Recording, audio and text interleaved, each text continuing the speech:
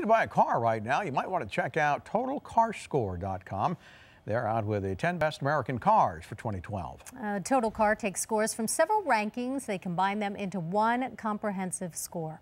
Karl Brauer is CEO of Total Car Score, and he is here now with his list of the top 10. Welcome, Karl. Hey, how's it going, guys? Good. All right, so it sounds like American cars are really making a comeback, and that's kind of what we notice on the freeways. Yeah, you're seeing more of them. They're more competitive. And what's really nice about this list is that all the cars on this list have been out for a couple of years. In this industry, the automotive industry, like a lot, you see things that kind of come on as a flash in the pan, and a couple of years later, you're not too sure if really they deserved all the hype. Right. But every one of these cars has been out for several years, and that shows they've got some staying power.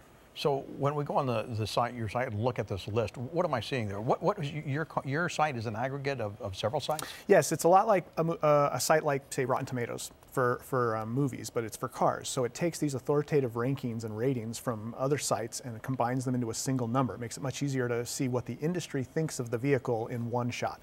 All right, so what'd you come up with? What's your number one car? Yeah, the top scoring car was the Cadillac CTS, and that's a pretty car. It's a beautiful design. Again, it's been out for several years and still holds up very well in terms of its ratings, and it competes in a very tough class with other cars from Europe, like BMWs and Audis. So it really shows how strong this car's gotten. So what are some of the criteria that led to this being number one?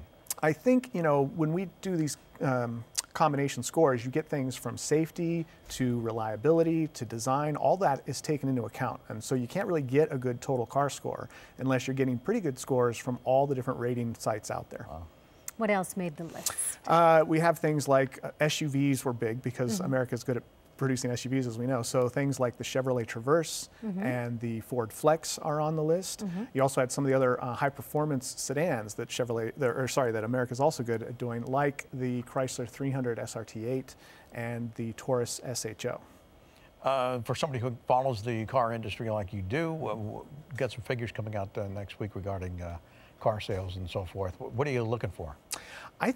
Personally, I think sales are going to continue to be stable, if not slightly higher, for the rest of the year. It's been a very good last year. It's been a good year, and everyone keeps waiting for something to go wrong. And certainly there's some wild cards out there that could cause things to get a little tricky. But I think that we're going to hold steady at around 14 million for the rest of the year. Sounds like the outlook for the industry and Detroit in general is pretty good. I think the stability, you know, a lot of people, they keep wondering what's going to happen, but when you look at the last few months, we've had this stable sales number almost every month, and that alone is something. I think, you know, you could argue that barring anything else, stability is a positive thing because you can start to come to depend on things and all. And we used to have a real roller coaster ride, but now the sales are pretty stable, and that alone is a good sign. Interesting. Trying to figure out why that is in the car industry when everything else is down. It seems to be the only bright spot right now, but at least we have one. Thank Very you, good, Karl. Karl. Thank you for that. Also, coming up tomorrow here